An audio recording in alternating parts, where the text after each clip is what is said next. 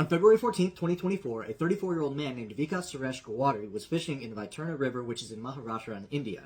Now, he's standing in the water, but only up to about his calf, so a foot, maybe a foot and a half deep, just standing there fishing away when all of a sudden, out of nowhere, the water around his legs just erupts, and Vikas starts to scream. Now, he's surrounded by other fishermen, and they turn around to see what he's screaming bloody murder about, and they all see something that probably none of them expected to, especially since they're 25 to 30 miles upriver from the ocean.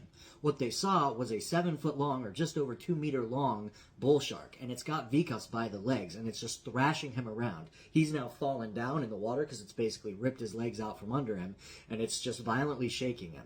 Now, quickly, they run over to help him, and by the time they get there, the shark has let him go, but it has taken a huge portion of his leg. Basically, his whole leg below the knee is gone. It didn't sever it completely, but nearly. There's like maybe an inch of flesh left if you look at the picture holding his leg on, and his tibia bone is just completely exposed. You can see the whole thing. But they quickly pull him out of the water. They slow the bleeding down. He loses consciousness almost immediately, but they're able to get him to the hospital. His leg is amputated just below the knee, but he survives. Now, just after that, some fishermen catch this very shark on video, still in the very shallow water in this river, just thrashing around. These fishermen, they go and catch the shark, they drag it to shore, and then themselves and a bunch of villagers beat it to death with sticks. Later, the police would come out and say, no, actually they were trying to rescue the shark, and the shark died in this rescue operation.